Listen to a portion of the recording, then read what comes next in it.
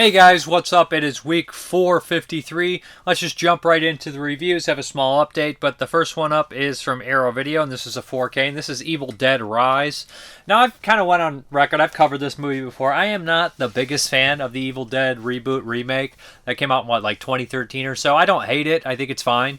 And I felt kind of similar on Evil Dead Rise when it initially came out as well. I thought it was an improvement, but I think this just kind of, old film biasy. I like the old films, and Evil Dead does something that's a little bit different than a lot of its contemporaries in the style like of demon kind of possession movies. The original was very, groundbreaking, lightning in a bottle kind of thing, very regional kind of charm at the same time. And it had this idea that the demons were much older than they were from, Necronomicon. They weren't your generic, exorcist-style possession demons or something of that nature. So I always felt like that was probably one of my favorite components of Evil Dead. So when they did a lot of the religious, Christian iconography in the reboot and this one, I felt a little cheated.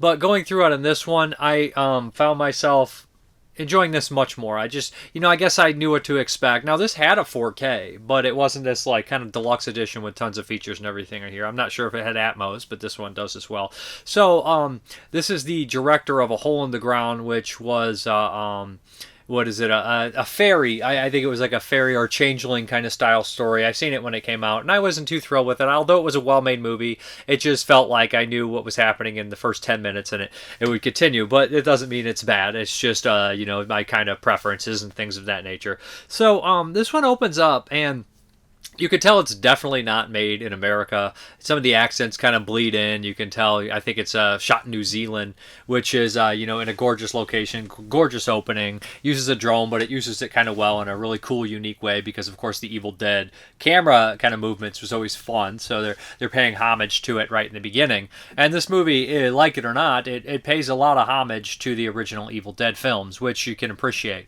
And I can appreciate, too. But overall, I actually really do enjoy this film. But so the opening here, you can hear some of the accents bleed through and whatnot, but you have a really gory, very memorable opening, and we kind of jump into the meat and potatoes story here. We have a family, there's this single mother in this kind of rundown apartment complex. This apartment complex, when you think demons in a hotel, you're immediately going to think Lamberto Bava's Demons 2, of course, or apartment, I should say, not hotel. But this apartment it's really stylized, but it's kind of decrepit. Feels like it's from a Del Toro movie or something like the Mortuary Collection movie that came out a couple years, I think, before this. But it has that kind of that vibe, or the same year possibly, that same kind of really over-exaggerated style and colors. It's really stylized. It looks gorgeous. The cinematography is also done really well, helps these locations pop. Set designs are great.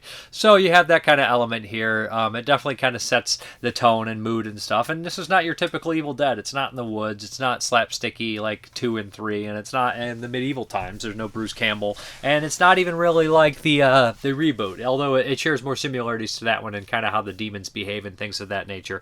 But so what happens is one of the kids, their aunt shows up, and she's like a roadie and kind of the black sheep of the family. She shows up after not being able to get a hold of her sister for some time, and she's going to stay with her for a while. Realizes her sister's kind of in dire straits. She's losing her apartment. They have to move out. All this kind of stuff like that. And the 3 kids have pretty big personalities, all pretty different. One's into kind of DJ music and whatnot. They're all fairly likable kids.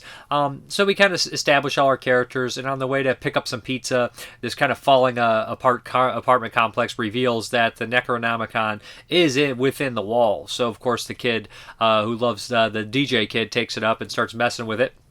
And this is going to bring back, the incantations of demons and whatnot. Now, the cool thing about it is I like the idea that it's very Lovecraftian of hearing, this character explain what is happening before the crazy stuff does happen. That's something that the original Evil Dead would carry through. Or something like, what was that movie? The Color Out of Space, also used, which in a Lovecraftian way. And this, of course, has obviously some Lovecraft in it there. Just the Necronomicon, for example, and the way the evil is brought to forth. forth, I would say. But besides that, I never thought Evil Dead was all that Lovecraftian, besides the method and some of the stuff like that. But besides that, we have the kind of Christian iconography in there, and I'm not the biggest fan of it because I feel like it takes something that was a little bit more original and different and makes it kind of generic. Although I will admit that the first Evil Dead definitely has shades of The Exorcist in there, and I think this one has even more. You know, it has shout outs to The Exorcist, has shout outs to The Shining. But even nitpicking, and I am nitpicking this is a great demon movie. It's violent, it's gory, it has an emotional core to it, but at the same time it's not, I wouldn't call it trauma horror, which a lot of people are not fans of at this point. I mean, a lot of people love it. They make great movies regardless. Some of them are great. I think the market has been oversaturated for a while for a lot of people, at least they feel that way. And this one is not in line with that. It is a straight up horror film. It does have some psychological and stuff, whatnot, as the demons get into people's heads a little bit, but it's mostly just a straight up horror film. I think that the special effects are done really well. There's a mixture of CGI, but for the most part, they look good. Mixture of practical and CGI. It's very bloody. It's very gory. They established a minimal amount of characters, and you know exactly what's going to happen to all these characters. They're going to be cannon fodder for the most part. And it does something that I think is really cool. It does kind of an amalgamation of people into one final creature, which I don't think any of the Evil Deads have done. Maybe a TV show has done it. But, the Deadites get really gross, and, Army of Darkness are really there's a couple one in the well and stuff like that are really nasty and whatnot. But this amalgamation was a cool, nice touch. Like I said, I don't like the quotes that feel like they're from Exorcist. I'm not a big fan of that. Even like the throw up and things of that nature. And I wish the Deadites look more like monsters. They do at the end, but I wish that they were more monsteroid. I think that's a part that I really enjoy. And I still think the Evil Dead first film is more scary than this. I do think this has its moments. I think the cinematography's great. I think the art direction's great. I think the acting is solid almost throughout the entire movie. I don't think anybody's bad. And at the very worst, you hear maybe an accent bleed in here or there, which is easily forgivable considering a fact that I am sure that numerous countries have heard Americans doing bad accents and can hear their accents bleed in and out. So I wouldn't be as privy to pick up on that, but I am able to pick up on accents bleeding through for English, of course. But this one overall, a really entertaining, violent, gory film in a great location. Now, I think I was a little disappointed when I first saw this due to the things I mentioned, but also I wanted to kind of expand the Evil Dead world. I want to see that end scene in Demons 1 where they're in the streets. I want that to be the whole movie, and I can imagine just the insanity. People say, well, you got those in zombie films and whatnot, but hey, I can dream. Overall, I think this is a solid, entertaining movie.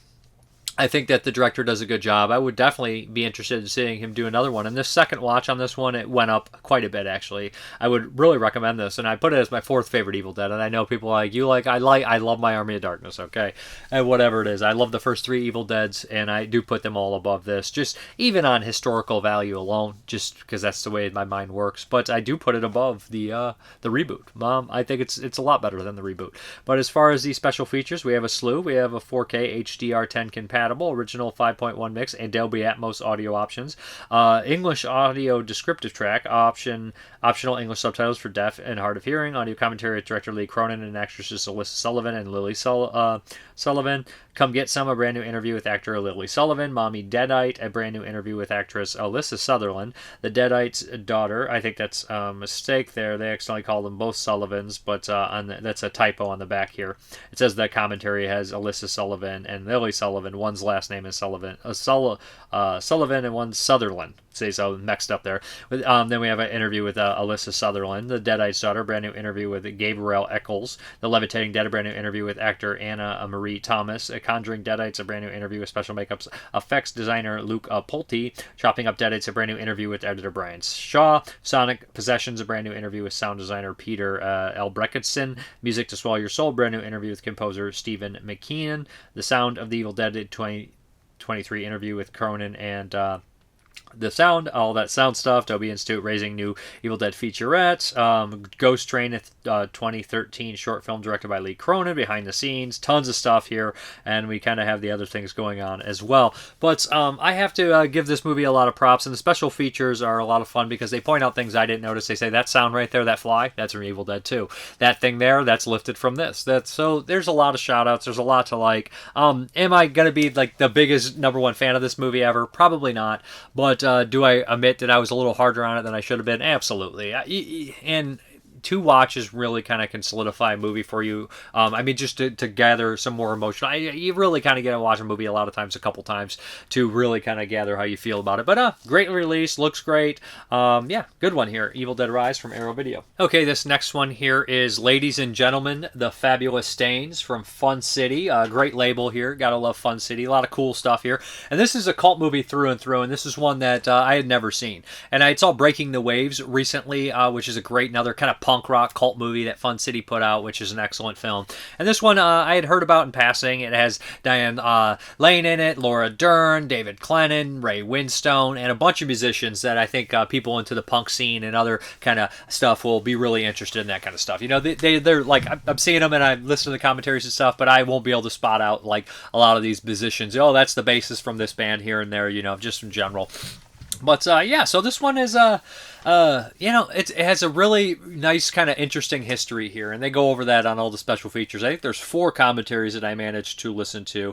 So you have the archival interview commentary with the director, archival audio commentary with Diane Lane and Laura Dern. Then you have 2 newly commentaries, one with Mark Edward Heelick and one with Jake Fogelnest and Mark Edward Heelick. So they kind of dove in with these 4 commentaries. I got a lot of information on the film, which made this, you know, have a little bit more depth and understanding to it. I did enjoy it. It is a fun movie, and I think I might prefer something like Breaking the Waves. It's called Breaking the Waves? Like Breaking Glass. Jeez, Breaking the Waves is another movie. I'm getting so old and mixed up, but Breaking Glass, the punk movie there that Fun City put out. But I think I might prefer that one a little bit more. I think it's more of a musical kind of venture here, and this is more kind of a, you say like coming of life, kind of coming to age kind of movie here. But it has a really interesting structure. We open up with Diane Lane being interviewed on a radio, a TV show, a TV newscaster is interviewing her, and she's kind of talking about why she quit this job, and you kind of understand that they had her on previously, and she was their most popular kind of correspondent or whatever they had on there.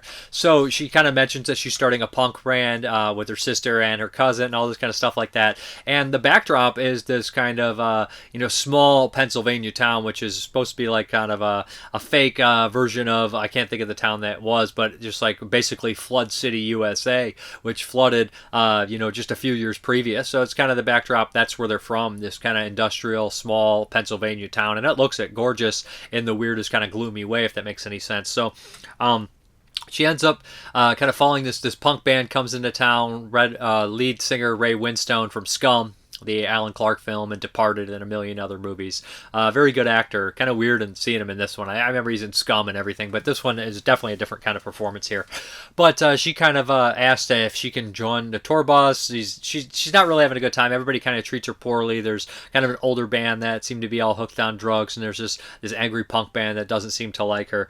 But through and through, they end up getting some traction when they play a gig, and she starts to kind of belittle the audience and tells girls not to put out. And this kind of speaks to the girls, and as they progress they get better, and you kind of see a glimpse at, you know, stardom, and then it kind of fall to the wayside, you know what I mean? So it's just like kind of a tale about, you know, the music kind of company, the music companies and all that kind of stuff like that. The music industry is more like it. But there's some nice roles in here by David Clennon, who I mostly know, of course, from Palmer and The Thing. He's in numerous movies, but he has a great role here as kind of this douchey agent. Perfect character in here, well acted and everything of that nature. But the movie, it does seem like it's a little loose, if that makes any sense. It has really interesting characters, and I think it speaks to a lot of young girls, and I think young people in general kind of got that punk aesthetic and punk attitude in the early 80s from it. And it became a cult movie because it only played briefly on television. It never really got a great release. The writer who wrote Slapshot, which also takes place in Pennsylvania, somewhat got you know, belittled on set and just didn't have a great time, and kind of disowned the movie. And Lou Adler is an interesting character, and some of the commentaries would suggest that Lou Adler, you know, maybe he wasn't as, you know, hands-on in the direction of that nature or things like that, because he was mostly kind of like a producer and had his hands in all sorts of other things like that. It's kind of iffy, but the end product is still an interesting, cool, definitely a time slice for sure, but looks really good, sounds really good too. I don't think the music is necessarily the super vocal point, like Breaking Glass or anything like that, but I think the music is interesting and fun, it's punk and whatnot, but it's not the main focus point. There's not that many tracks. There is, but I feel like Breaking Glass has more music to offer, if that makes any sense, and I'm comparing the two because they came out roughly around the same time. But as far as the features, I mentioned the 4 commentaries, which are great, but then we also have the fabulous Stains Behind the Music, archival making of featuring Sarah Jacobson and Sam Green. Now, they mentioned Sarah Jacobson in the commentary a lot. She was a super fan of this movie. She had a couple movies that Eggfoot put out, which I do have it. I haven't had a chance to watch. Mary Jane is Not a Virgin Anymore, and I Was a Teenage Serial Killer, and she died fairly young before they could get this movie released originally on DVD, which seems fairly tragic. She died of cancer. Really, really sad story they tell there, but it's nice to see that she has this video featurette on here. I Was a Command Central Man, archival audio interview with Nightflyer co-creator Stuart Shapiro, which is a place that this movie was viewed and became a cult favorite. Alternate opening title sequence, deleted scenes, presented silent with commentary from Mark Edward Halleck and Jason Hertzberg, and they talk about dailies from the professionals' music videos, and they talk about these in the commentaries as well, scenes that were changed, script changes, all this kind of stuff like that, interesting stuff. It does have a sense of humor to it, but there is a brilliant moment in this movie that really touched me, where one of the girls' mothers is being interviewed for the TV station, and at first she's like, were they always trouble? And she's like, yeah, and then she's like, you know what? No, my daughter, I never believed in her, and she has this huge, pouring out her heart, this big confessional live on television, and it's really touching, and it was one of the best scenes in the movie. It's just one of these scenes that comes out where somebody just delivers this brilliant fucking performance in a movie, and everybody's good in it. Diane Lane is a great breakthrough role for her, but that scene right there, I was like, oh, that's true great acting, true great moment in film, and it touched me, and it's just a great release, good movie. Would definitely recommend checking this one out. Okay, this next one here is from Eureka Films, and this is King of Beggars, and it stars Stephen Chow. Now, I actually saw a Stephen Chow movie years ago when I was in high school, 16 years old. I think they made us watch Kung Fu Hustle, and I had no idea who Stephen Chow was. They told him he was popular, in Hong Kong and places like that, and this movie was a big cultural cult phenomenon. But I really was unfamiliar with him, and I don't know if I've seen that many Stephen Chow movies since that. So King of Beggars was great to pop in and check out. And also, the bad guy in here is a Shaw Brother regular. He plays, he's in Seeding of the Ghost. He's in numerous movies. Always great performance. Zoo Warriors. And he plays the villain in here. Great villain. This is definitely kind of in the wuxia thing. The Beggars myth is a classic kind of myth. I don't know how much truth is to it. They do talk about it a bit in the commentary here. But Stephen Chow comes from a long line. He's privileged. They're rich, kind of royalty in a way. A long line of illiterate kind of people. He's a great kung fu guy. He's very physically active, but he's dumb as a box of rocks. He can't write. They're completely illiterate. His entire family line. In the very beginning, he actually lies to his father that he can write his name, and that's supposed to be this big impressive deal. But one day when he's frequenting the brothel, which is something that he often does, he ends up seeing this woman that he absolutely falls in love with, and he demands that he'll do anything for her. I'll do anything to marry you. And what she's doing is she's trying to assassinate this kind of evil person. She's from the Beggar clan to assassinate this evil person, and Stephen Chow, by doing this, kind of throws a wrench in, throws a wrench in her plans. But what happens is she says, "I will marry you if you go and become a scholar," which is this giant elaborate thing that he has to pass, and him and his dad are going to figure out how to flub the educational part because he's dumb as a box of rocks. So they end up going here.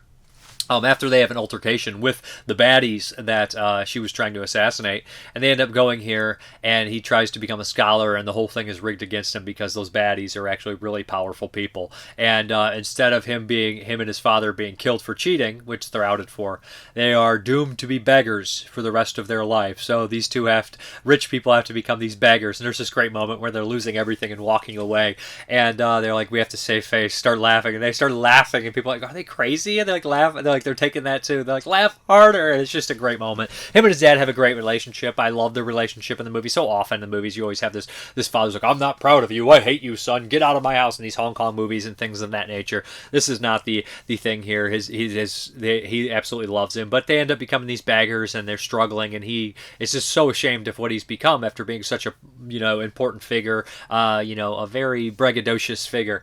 But what happens is, of course, they run into the beggar clan, and she remembers them, and she kind of takes them in under their arm. But is he going to become king of the beggars? That's kind of the question here, and stand up to the evil that they all are after. But there's a lot of fun fight scenes. There's a giant battle at the very end with poisonous smoke. There's a lot of gags and comedy to be had. Stephen Chow's a very physical, great comedian. Overall, King of Beggars is great. I was very happy with it. I thought the bad guy was terrifying. He knocks people's heads off. This movie will have like comedy, and then they'll have some like really kind of harsh violence. But the lead baddie is one of my favorites. I think he's absolutely phenomenal. And putting him in this role was just kind of a breath of fresh air to see him there. It's like, oh yeah, it's this guy. It's always great to see a classic actor that I haven't seen in something this modern pop up. You know, and I know him from a different time and see him in this film and do such a good job.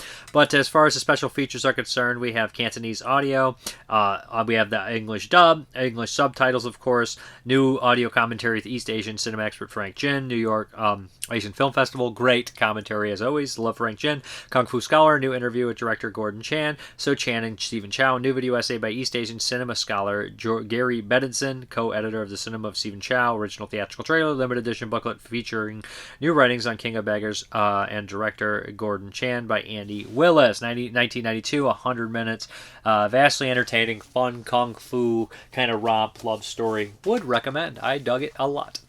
Okay, we're going to finish this last film in the Norman Pfaffenbicker's 2551 trilogy. This one is called The End, and this came out this year. And right away when this one opened up, I felt like it was a bigger film. I felt that it was more sprawling. I felt the cinematography was just kind of, better. But I think that the cinematography and the filmmaking skills in all three movies is probably the highlight of these ones. That's kind of what the director's going for.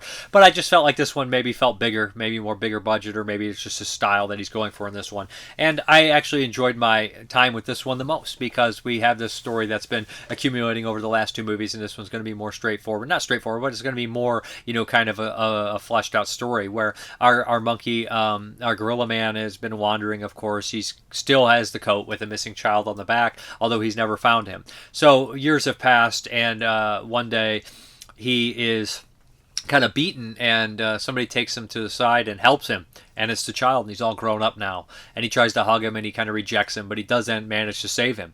There's also scenes in here where like our gorilla guy has like this art that he apparently has made, and people are like doing stuff to it, and he just ends up destroying the entire whole thing there. And I wonder if that's just like an allegory for artists and whatnot, kind of rather destroy their art than let people who are ungrateful have it. Who knows what it is? I mean, this is a strange oddity of a film. But I think this one is probably the darkest, most post-apocalyptic looking, of course. And it ends in tragedy, as this thing could only end in tragedy, to be honest. This kind of subterranean world that they live in. And I think that the ending was kind of interesting, what they had to say. Maybe, when that mask is gone, you just disappear. You're only your identity, what people think your identity is. This mask that you wear is you.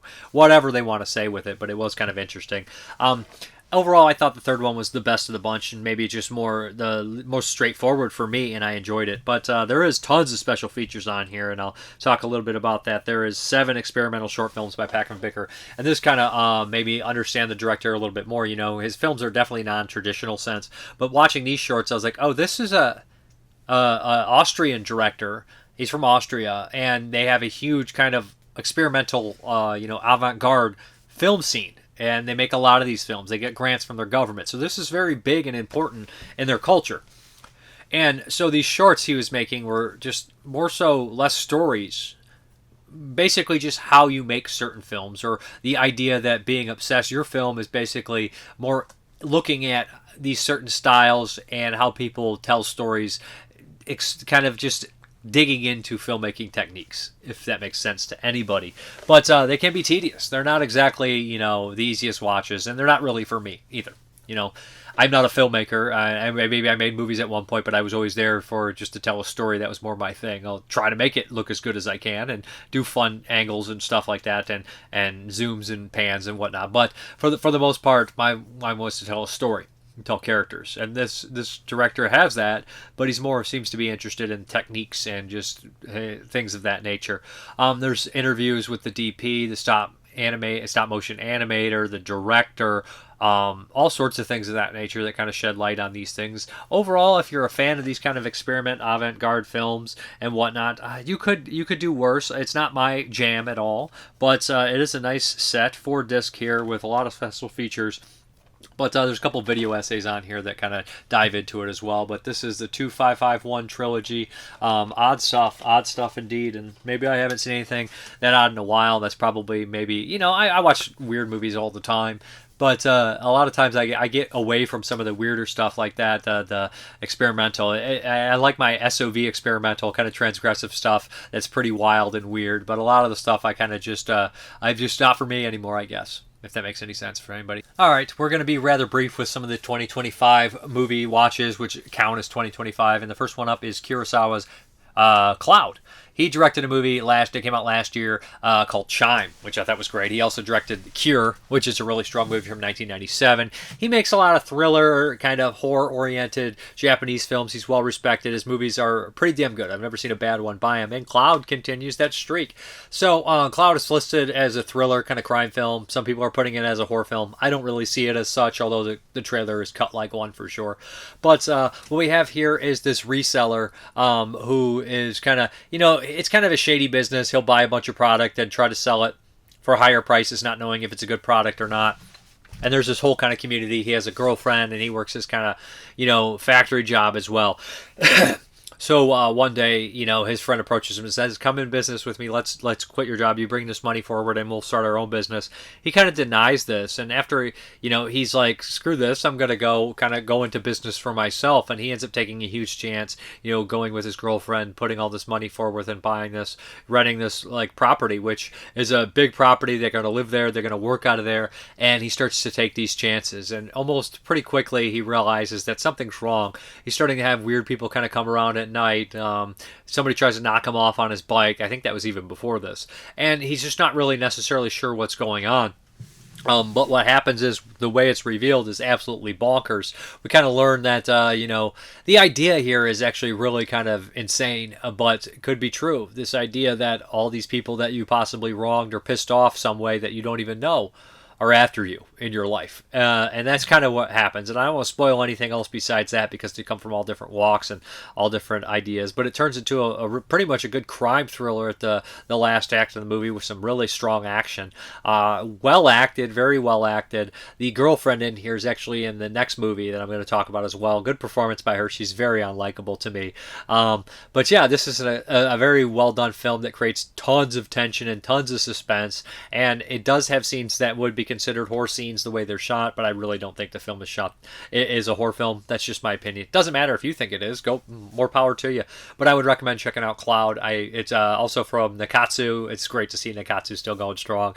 It's very far from those Roman porno days, but it's still great. Nakatsu has been doing movies for years and years, and it's great to see him still making them. The next one here is Best Wishes to All, which I think is on Shudder, and technically it came out overseas in 2023, but I think 2025 is the U.S. release here. Another Japanese film starring the same actress from the previous film here, and she's got a great, unique look about her. I never seen anyone quite look like her. I think she's just kind of got an interesting look and an interesting energy about her. Good actress. So this one is an oddball. So in the very beginning, it has probably one of the best scares of the year, where we have this family sitting down together to eat dinner, and there's like some loud noises, and the young girl's like, wonder what that is. And when she's trying to sleep over at her grandparents' house, she hears this loud noise, and she ends up kind of wandering off by herself and sees something really horrific that haunts her for the rest of her life, and is also kind of gives her an idea of what her future may hold.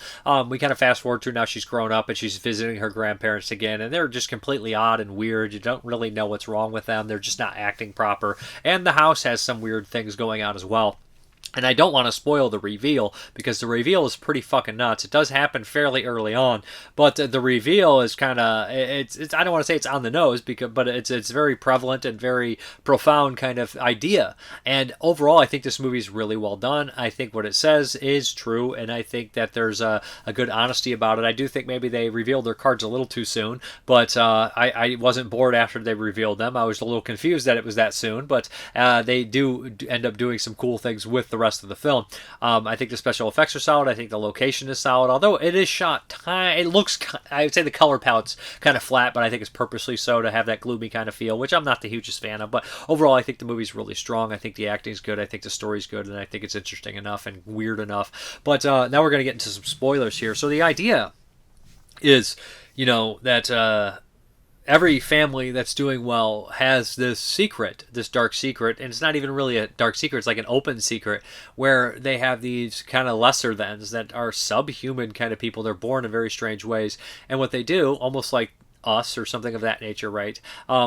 That they kind of put these people down, and they sew their eyes shut, sew their mouth shut, and their misery brings you happiness. So there's only X amount of happiness to go around in the world, right? And your happiness is going to bring this person misery, and this person's suffering for all of you guys. Then you guys will all be happy. Your family will be safe. Your family will be happy. And that's just a twisted way to look at it. In reality, right? There's not enough to go around for everybody. So some people have to suffer. We have to change the course of fate in our favor, so those that are less fortunate will suffer and we will prosper. And I feel like that message resonates now. I feel like if you see a lot of movies from this year, like The Home or these movies like that, right, where people refuse to give up what they have or go when their time is up. Like The Home, it's a spoiler here for The Home, is a movie where the old people are sucking the life out of the young people. And that's not a new idea. It's not a new theme in horror films at all, but it's an interesting one, and it's a timeless one, and I think it's a prevalent one all the time. And I think a lot of younger people will resonate with this film, right? That you find out your family is maybe not as good as you thought they were, and your luck is it's nothing that you've done, or your happiness is determined on the awful things that you're doing to get it, which is just strange. Nothing comes for free. It boils down to that. But best wishes to all. Very good film. Interesting movie. Recommended for sure. Okay, we're going to talk about Chainsaw Man, the movie. Reze arc. I'm going to be super brief with this because I'm not familiar with the TV show. It's an anime here. And so I was like, I heard it was good. I like anime. This one's supposed to be pretty wild and weird. And I enjoyed that a lot of this one. So basically what we have here is these demon hunters that they hunt demons. They do seem to be demons in themselves. Some of them have special powers, pretty unstoppable. And Chainsaw Man is kind of the badass one. He's also very naive and never really had girlfriends or any of that nature. So he falls for this one girl that takes him in, and come to find out maybe she's not who she says she is. And there's this giant, elaborate, crazy battle that destroys half of Tokyo. There's some great characters, there's some great violence, there's some great quirky, silly, cutie moments, but there's also some dark elements as well, including a couple characters who feel like they're straight out of a Rob Zombie movie, like a Richard Brake character or of that nature. But I think the animation is good. I think it's solid. I think it's entertaining. I would recommend this one. If you're a big anime fan, you will enjoy it. And the Chainsaw Man, when he turns into the chainsaw head thing, is brilliant. Also, these are a lot of like superheroes. They're like Marvel characters, right? The regeneration or doing this or doing that. But the Shark Boy, awesome. The pulling of the heart, the chainsaw to get it started to re-heal, also awesome. And also there's a little bit of sentimentality for sure in this one. Recommended, Chainsaw Man. If it sounds like it's up your alley, then I definitely would watch it. Okay, this next one here is The Shrouds. And I think this technically came out last year, but wide release this year. Directed by David Cronenberg. Guy is like 80 years old. He's still directing competent, good movies like The Shrouds. Now, I didn't like the Crimes of the Future movie very much. I didn't think it was horrible. I just felt like it was great actors whispering in dark rooms, and I just didn't really get much from it. This one, though, I felt like this was very much in line with something like Brandon Cronenberg, his kid. This idea that they're both kind of feeling like this. It's definitely in line with his film Cosmopolis, or with Brandon Cronenberg's film Antiviral or Possessor. Here, The Shroud, starring Vincent Cassel. Great actor, by the way. Excellent actor here. The whole cast is really strong in this one. No complaints here. You got Guy Pearce always being good. But this is just really kind of a psychological, bizarre film, tech kind of horror thing.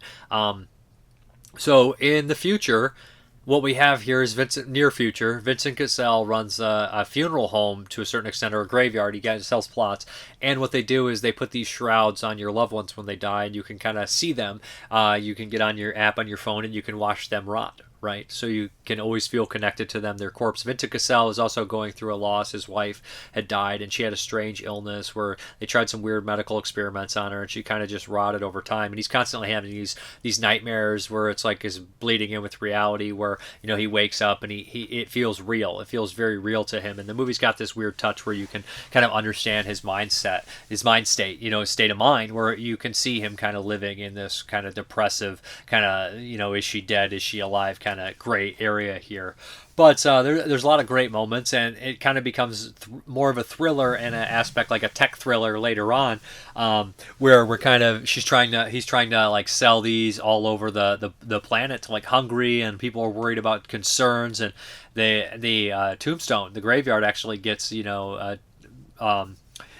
so bandits kind of wreck it, so he's wondering where it's all coming from, and it appears that it might be something a little bit more devious than that, and maybe some of it's connected, maybe some of it's not connected, but all of it is bizarre and weird, and by the end of it, I thought the ending payoff was great. I thought it was interesting. Vincent Cassel is fantastic in this movie, great actor, never's done a bad job, I've never seen him do a poor job, all the way back to Irreversible, fantastic performance, and Brotherhood of the Wolf, probably the first two movies I saw him in, and I remember him leaving a lasting impression in those movies, just as a crazy guy, and him being this old kind of middle-aged guy, this older guy now, is still great actor, still looks great, still perfect for acting. But I would recommend this one. A lot of good side characters, a lot of good mysteries here, and the ending you grasp a certain point, and you're like, oh, they're gonna go with that. That's pretty wild. But I guess it could be a little open-ended. I thought The Shrouds was really good and interesting, and a movie that would grow on me. If I was making a best of, not personal favorites, I think The Shrouds would definitely be in my top 10. I think it's a great movie. Okay, the next one here is Bone Lake. Yes, and I was excited to see this in theaters. I missed out on seeing it, but it is available to rent now. So, Bone Lake here. So, yeah, I tried to watch this once, and it just didn't do much for me. I saw, like, the bad arrow CGI in the beginning, and it wasn't going to land very well for me. So I had to come back to it a little later and finish this thing and restart it and whatnot. But Bone Lake, so when I saw this premise, I was like, oh, two couples, they don't really know each other. They're at this nice little beautiful location in this giant house, and it's going to be like this sexual, thrilling, weird, kind of crazy thing. I was hoping maybe for like a big budget Harvest Lake, the Scott Sherber movie, where we could have this Lovecraftian angle, or this weird sexual demon, or this weird kind of creature or something preying on their lust, or whatever. I was looking forward to something kind of bizarre and weird and different. That's not what we get here. Bone Lake is essentially just less complicated barbarian, mixed with, the remake of Speak No Evil, or the original Speak No Evil, whichever you prefer.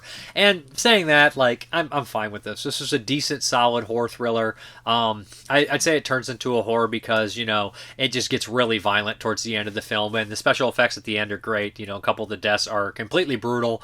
The acting is solid for the most part. The characters are decent. They do something I do like. So often in these movies, characters will not believe one another, and it will get tedious and annoying, and you just want to shut it off. They don't do that here, and I can appreciate that for the most part. Although I just think this movie had a premise that could have been really unique and different, but it doesn't get much different, And something like Companion opens up in the very beginning, right, where it has a kind of a similar vibe, where they're out of this cabin and something weird happens. But I think Companion is just a much better movie, more interesting, different movie. This is kind of your standard sexual erotic thriller horror film, but there's not much eroticism in it. There's a lot of horniness, but there's not actually any sex. And a movie like this needs to push the buttons on the sex more, and it's violent, which I can appreciate, I guess, but you could probably pull back some of the violence and add in the sex, or mix the sex and violence and get really transgressive in your movie. Just don't let kids watch that, but you know what I'm saying. Like, the movie I think it should have been something different, and punishing the movie for not being something that I wanted is not the right thing to do, right? But as it stands, it's not bad. But as it stands, it's very, very average for what it is. It does some things really well. It does some things average. I don't love the movie. I don't hate the movie. It's just something that kind of disposable for me. But I don't hate it. I think people I don't even watch the trailer because the trailer sucked me in. But watch, I don't know. I don't know if you watch it or not. Some people could really like this. But I'm not really one of them. It's okay. All right, let's get into those 1983 movies. I have returned.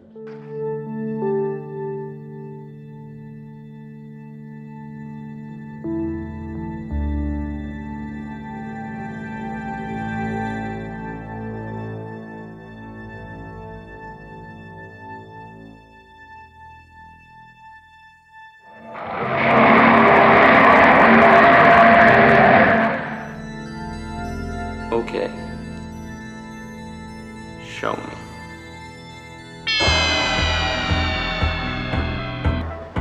Where is the music now? The sound of laughter.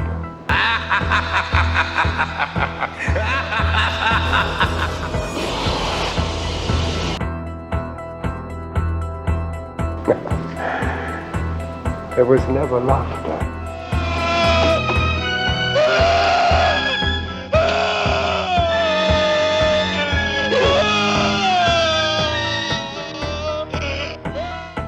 What's it like? What's what like? Screwing a psycho.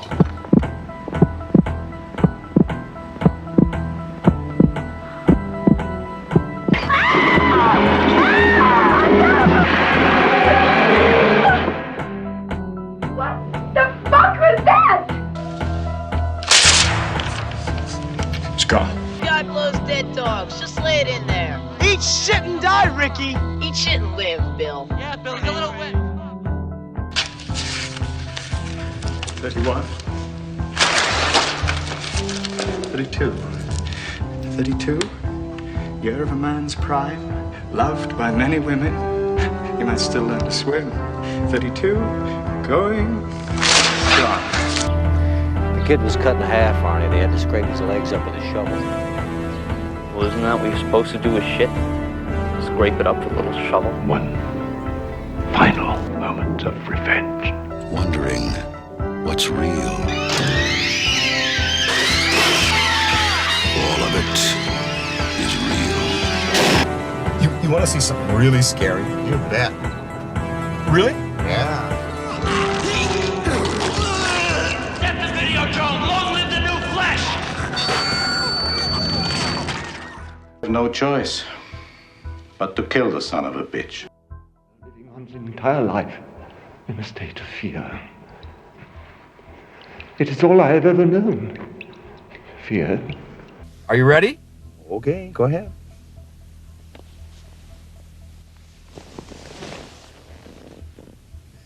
What are you doing?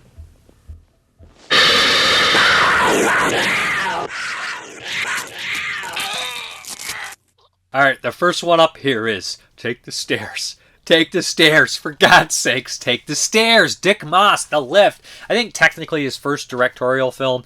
Director from Amsterdam here. He later go on to do Amsterdam, which is a great kind of thriller, giallo-style horror movie. Very fun. Blue Underground also put that out. But The Lift from 1983. This is not the first time I watched this. Dick Maas would remake this movie in 2002, 2003 called Down with an all-star cast of Americans. And, well, in America, not all Americans, but all-star cast or became an all-star cast later on, but Down's wild as well, but The Lift here. So this movie is a horror comedy, but it's played pretty straight, which is why the movie works, to be honest. Now, Dick Maas is a director from Amsterdam, and he said, we got a jet over us, maybe we're getting blown up, but Dick Maas was a director who essentially, in Amsterdam, they were making a lot of art films, right? And he wasn't interested in that. And Adam Green tells a similar story on his podcast. He said, I'd always be the guy that said, I like Spielberg movies in art class, and they like art and film school, and they'd laugh at me. And I feel like Dick Maas is kind of in the same boat where he's like, hey, man, I like Jaws. I like, entertainment. I'm here to make a good, entertaining movie. I don't want to make an art film in Amsterdam. So he went out when he made The Lift, and he wanted to make an entertaining kind of horror flick. And that's what he did. So it's basically two people that end up discovering that this lift is possibly evil. It kind of fits in with the theme of this year, like, Christine. And Dick Maas said in the commentary that, the stuff like The Mangler from The Night Shift kind of inspired him, which is perfect because this came out the same year as Christine, another Stephen King movie. And, The Mangler is the story about the evil, press, machine press. They made a movie. It's a ridiculous movie in the 90s by Tobe Hooper in 94 or so, 95. But, so the story is relatively short here, and he was inspired by that. So what happens is during an electrical storm, we have this high rise in Amsterdam, one of the only ones.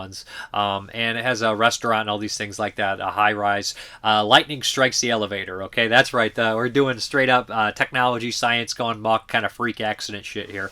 And this lift is not the same afterwards. Come to find out that it's made with some sort of, human like real synthetic, not like just like some DNA kind of shit. Like it's made with actual like flesh and of whatnot. It's what is the word I'm looking for, but it's not machine oriented, so it can kind of grow and manipulate when that electricity hits. So what happens is the lift starts to gain, its own kind of intelligence and starts to kill people that piss it off or kill anyone it wants to or whatnot. So in the very beginning, it almost kills these 4 people in an elevator, and our service guy is kind of called in, and he starts to kind of look at it, and he can't really figure out what's wrong, but something's rubbing him the wrong way, so he becomes obsessed with it, and he refuses to give up. And there's also a reporter that gets involved, and this puts a terrible strain on his marriage and whatnot, and there's a lot of like kind of tension amongst them, but him and the reporter decide they're going to figure out what the fuck is wrong with this lift.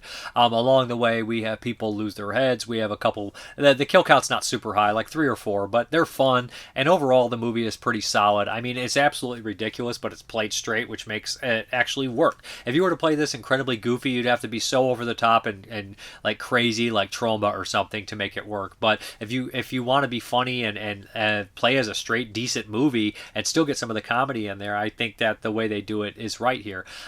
So I think The Lift is pretty well done, especially on a budget, on film. It's shot pretty well. The music's done by Dick Moss as well. He didn't, he had a lot of fights with his reporter, and he didn't have a great relationship with the lead actress. But overall, I think The Lift's well worth your time. Entertaining horror movie, and how many movies can you think of about a killer elevator besides this and Down?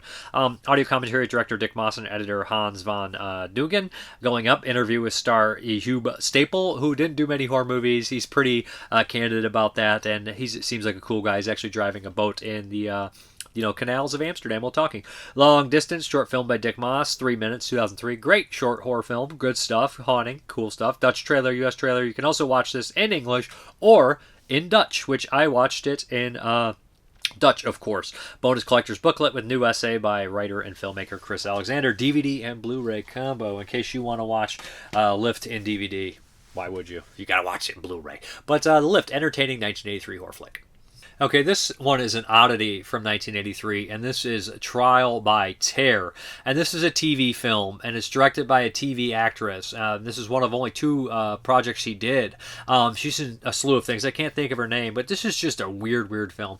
Now, in the early 80s, the 70s was a lot of vigilantes with Death Wish and things of that nature. But in the early 80s, that was carrying on, too. In 82, you had Death Wish 2, you had Vigilante, you had Fighting Back, you had Seduction, Class of 84. So you had a lot of vigilanteism going on. So 83 here, Trial by Terror. This is kind of a take the law into your own hands kind of story as well. And a lot of those ones are kind of like catharsis, kind of wet dreams kind of deals of just, I want to do something about this kind of fantasy stuff. I had no choice. And this one you think is that kind of deal, right? Where we have Wayne, what the hell is his name? Wayne Crawford, who I know from Headhunter, the horror film from South Africa. Not a great movie, but Headhunter, he's solid actor. And you have Kay Lenz, you have Martin Landau, you have Alan Garfield, you have the bald villain from Avenging Force. So you got a really strong cast in here. He's not a villain in this one either. So you have a few guys that are always working out together. I don't remember, they work in like a garage together, and Wayne Crawford's kind of the main guy. Him and Kay Lenz are married, and they just bought this nice kind of cool house in California.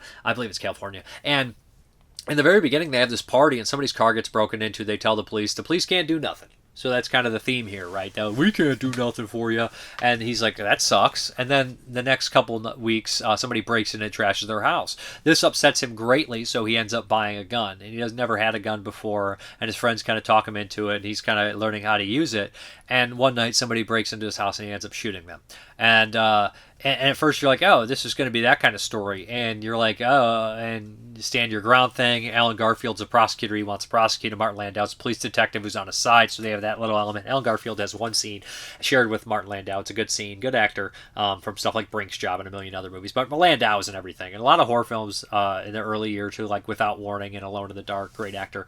But The Bean is another one. So you're like, oh, this is an odd story here. And then we start seeing like Wayne Crawford regret what happened. He's getting a lawsuit, wrongful death suit on him, and all this other stuff like that, and he feels bad about killing the kid, and all this stuff like that. But at the same time, there's like some like kind of gang stalking stuff, and the gang seems to be after him. So it adds this weird element where you're like, oh, they're showing like this other side of the vigilante, that like the person that like you take the law into your own hands, even if maybe it's justified, not justified, whatever. Who determines that kind of stuff? You're still gonna struggle with all this shit. shit where you have to, you know, pay all these court fees. You might possibly get sued. You might go to jail. You might lose absolutely everything you have. So it's like, and you also have this immense guilt. But at the end of the movie, it turns into this like kind of siege thing with his buddies and his wife and all them kind of fighting back. And you're like, this is an odd film. I guess it's a little bit more nuanced than expected. Overall, decent. The quality doesn't look great. So if you watch it on YouTube or something like that, it's dark. But I think if it was remastered, it'd be a little bit better. It's an interesting movie, Trial by Terror. I enjoyed it.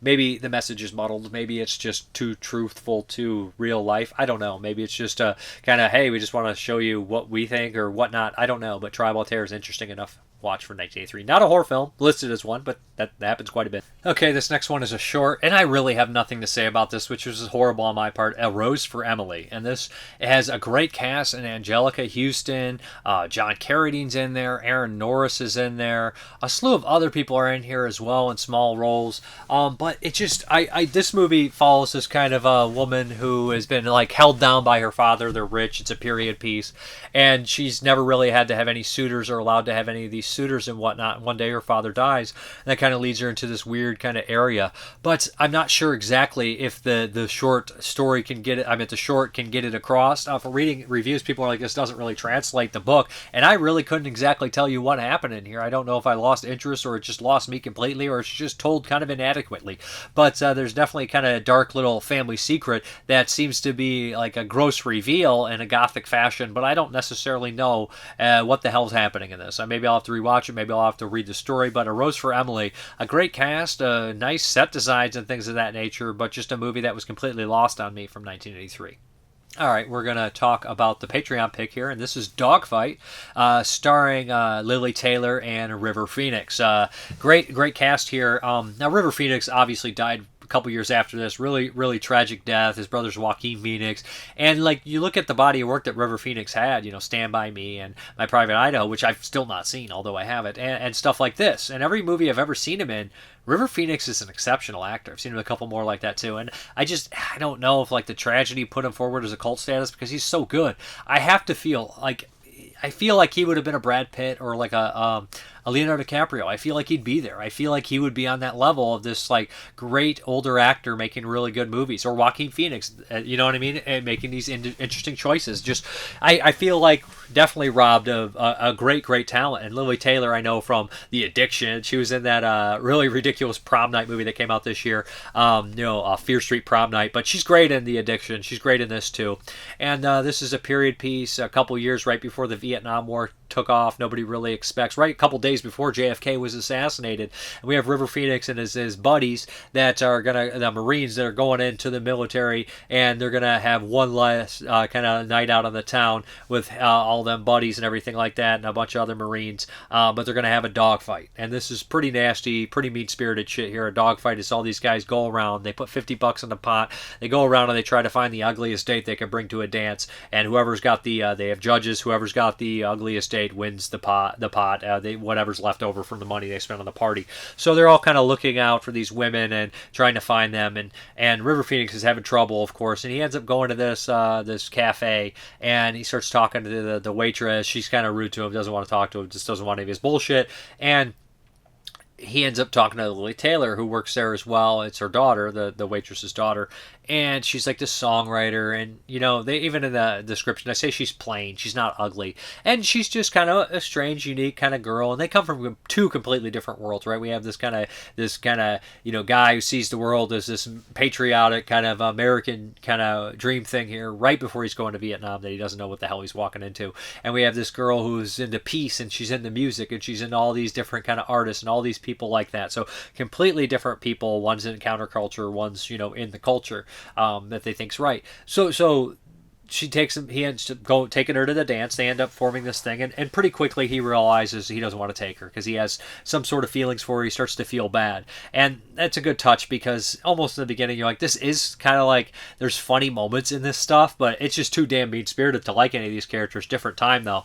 But they bring all these kind of girls there, and one is of course Elizabeth Daily, who seems to pop up in everything. Hell, she pops up in Ladies and Gentlemen, The Fabulous Stain. Just a great underrated actress. She's in a million movies. One Dark Night. Then later she'd be the voice of Tommy Pickles. She's in Devil's Rejects, but early she had a really strong career as well. I think she's in Streets of Fire, but always in these cult movies. And and good movies as well. But she's one of the girls that's there, and there's some comedy bits with her. But most of the movie just kind of follows River Phoenix and Lily Taylor going on this date afterwards, and him trying to make it up to her. Them learning a lot about each other, maybe rubbing off a little bit on each other, and kind of these two different people from two different worlds, kind of understanding each other a little bit for this little bit of time, and having this really deep kind of connection amongst it. And it's really touching. It's really sweet. And the ending little nail on here kind of sums up everything, right? You know these people, you learn who these people are. They're so young, they haven't even got a chance to experience life or understand that many things in life or who they really are. And they have to go to Vietnam, and we see some of the Vietnam stuff too. And the ending is incredibly heartbreaking, you know. And I don't want to spoil that much, but I don't even want to say anything about the ending. Just I think it's a really nice touch, subtle, realistic kind of moment. I think it's fantastic. I thought this was great. I love this movie, and I thought his buddies were all well acted, from varying from smarter than they should be to dumb and just entertaining characters. I really like this. You'll spot Brandon Fraser as a Navy guy, and there's other actors and people you'll spot in this movie as well. But overall, Dogfight, great Patreon pick. Had not really heard much about this one. Criterion put this one out as well. Would recommend checking out Dogfight. Pick up the Criterion, and it's a great drama. I don't say coming to age story, because in certain aspects it does have that in there, but really highly recommended. Check out Dogfight. Great stuff. All right, let's do these questions and comments. Nick from Flanders. Snakes on a motherfucking plane. This movie caught so much flack back in the day and almost became a pastime to mock it viciously. Maybe I should give it a rewatch. I'd quite forgotten the always amazing Lin Shaye is in it. She's in everything New Line ever put out. But yeah, she's fun in it. Through many discs, I've always had much respect for Madhouse. After your review, I went ahead and ordered it. I also want the entire Amex collection on disc, so it was easy. Yeah, you gotta have Madhouse. Where'd you get the Madhouse at? I know it's the Kino is out of print, I think. Questions. If a crazed colleague tried to frame you for murder a la Madhouse, how would you get out of it? I just immediately, I'd have to... You're too vague in your questions. Like, I need to know the scenario. I need to know all the pieces of this puzzle before I make a scenario. There's a million ways to frame somebody up for murder. But in that aspect, I don't let people get close to me like that, especially at work. I don't go out. I don't do stupid shit with people at work, because that's just asking for trouble. So that's not going to happen to me. After all these years, how do you view the late Milton Saboski, hero of the lower budget film, or a huckster? I mean, I don't know the guy personally. David Duvall, talking about him, seemed to have some nice words about him, but he when he's talking to a reporter or a fan, he's going to be a lot nicer than when he's your reporter for your movie. I mean, your producer for your movie. So I don't know the guy. I don't know anything about the guy. I'm sure that when he talked to you, he was pretty fun and jovial, and he definitely produced a lot of very fun movies that I really like in the Amicus library. Have you ever seen the latest version of Last Silent Night, Deadly Night? If so, any thoughts? It stars the Rohan guy from Halloween Ends. I have not. I didn't get the chance to see it in theaters, so I guess I'm missing that one this year. Until next time, God willing, and with all this damn snow everywhere, yikes, I don't feel like dashing through it. It tells you sled or no. You have a good one too. Smudge7057. More like Shelby okay, am I right? Real Moody. I think previously you mentioned you are a runner. Me too. Any marathon events in the future? I've actually, I run 6 days a week. I don't run as long as I used to. You gotta protect your knees, and I was just like burning up so much of my weight, because I'm like 6'1", and I'm like 170 pounds. But for the longest time, I was really thin. I was like 155, sometimes 45, 155, 165 pounds. So I'm just not. I realized, I don't want to constantly run. I always lifted weights and exercise, but I did a lot of running. So now I just run like, I don't know, like, what am I thinking? I run 6 days a week. Most of it's like 2.5 to 3 miles, 5 days. And then one day is probably like 5 miles or something like that. But I don't have any marathons. I did run a half marathon just for myself last year. I just did it and said, fuck it. One day I decided to run 13.26 miles. And I just felt like for the hell of it, and I wanted to do it before I got too old and couldn't. I don't think I'll be able to run a full marathon. I just don't think my knees could hack it. What the flick? I feel like movies like Snakes on a Plane are cult movies for people whose favorite movies are Marvel movies. Lord of the Rings or Star Wars. Don't get me wrong, I like Star Wars too, but my favorite movies are cult movies, and when they attempt to make a cult film by giving it a crazy premise or stupid title like Snakes on a Plane or Sharknado, I won't even give it the time. Also, I have pre-ordered and just placed regular orders for Massacre Video and has always been super satisfied. I normally have a ton of patience though, but this TerrorVision Gatorbait delay is starting to annoy me, mostly because of my rest of my $200 orders being held hostage. Sorry for the long rant. No worries, I completely get what you're saying. I've been there, but I just tend, sometimes I get annoyed. I don't get annoyed when I'm waiting for an order to ship. I get scared when an order is shipped and it starts getting delayed and lost. Like, hey, will be delivered later. I'm like, oh, fuck, that stresses me out. Riley Brockman, a 597. Not what we're here for, but you are so handsome. Thank you very much. I appreciate it. Ilk Vomit. Madhouse isn't a classic by any means, but it's worth a watch just to see Cushing dressed up as Dracula. Good movie. Yes, and he's actually dressed up from his outfit, I think, in Tender Dracula, according to the commentary. Tender Dracula, the one that Severin put out. Decent movie. Nice to see Cushing as a vampire. He's only played that vampire one time. Espinito, he didn't want me to talk about his other comment last time, so he said I didn't want it to be read out loud, but whatever. Collectus, Final Tear is pretty underrated. Don't get why people hate it. Yeah, it's a solid slasher flick, survival flick. What up, dude? Gives me the thumbs up. Thank you. Bill Clay, 2678. Snakes on a Train sucks even more than the plane one. Zombies on a Plane is worth a watch. I think I watched like half of Flight of the Living Dead, but I didn't finish it. Crack Toas, P.S. Altman, overrated, but I love Three Women. And he goes on, hot damn, only saw Cheap Thrills a while ago, and I'm so old. Every character in this movie reminds me of someone I was at one time or another. You, the best always. Thank you very much. I can see, I related to a lot of the characters in that.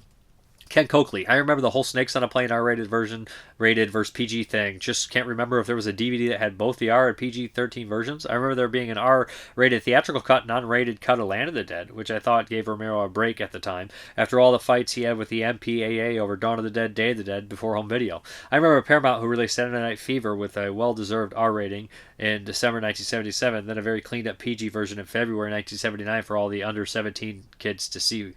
First as a standalone feature to get the money out of the kids, then get even more from kids when they played it as a double feature with the 1978 hit Grease. John Badman, the director of Saturday Night Fever, used clean reshoots to use instead of beeping out the many bad words, which would have taken forever. The actors of Saturday Night Fever were young and didn't want to sacrifice their artistic integrity by doing clean takes. Then Badman explained residuals. Then the actor said, screw artistic integrity. Artistic integrity doesn't pay the bills, and it don't. Now on to The Final Tear, which featured a lot of actors whom I liked, including John Friedrich and G.M. Youngs from The Wanderers. Youngs was also the brother of actor John Savage of Hair, The Deer Hunter, The Godfather 3. The film also stars Mike Metcalf from Animal House, Joey Pants, Daryl Hannah from Pulp of Greenwood Village, and Armin Zeman from the cinematic piece of garbage known as Grease 2. I watched it on Showtime in 1986 because of John Friedrich, of whom I was a major fan of because of The Wanderers. Thank God it's Friday, among many others. Thank you. He said, thank God, it's right among many others. Gray Nunez gives me a smiley face. Thank you. And we're just going to hop right into the update here. What do we got here? It's not that many movies, but it's a decent amount. First up, we're going to do this. I was waiting for the Arrow because I feel like they're going to put a 4K out, but I couldn't wait, and the price was right. And this is from the Shout Factory, the Hong Kong Cinema Classics line. And this is a Chinese ghost story trilogy with all 3 films on there. Very fucking cool. Yeah, I seen the first one. It's pretty awesome. I look forward to watching the second and third, which I heard one of them is actually, I heard the second one's better. I don't remember which one I heard better. And then we have John Woo's Bullet in the Head 4K here. Gotta love that again from the Hong Kong Classics line, 4K and Blu-ray. And then we have some cheapy Blu-rays that I got for $11 a pop. We have Clint Eastwood, Dirty Harry. Can't go wrong with Dirty Harry. It's been a while since I watched this one. I hope the other ones get a 4K as well. I love Sudden Impact. It's been years since I watched it. We got Schindler's List. Never had Schindler's List. In fact, I've never seen Schindler's List. I know that is like a blasphemy, but hey, I don't know why. It's just I missed the time when it came out and it never showed in school. It was very bizarre. And then I grabbed Enter the Dragon, which I've also never seen. Also blasphemy, right? Gotta get my boy John Saxon in 4K any way I can. Yeah, but we're gonna get out of here, guys. Alright, guys. Thank you very much for watching. And as always, have a good one.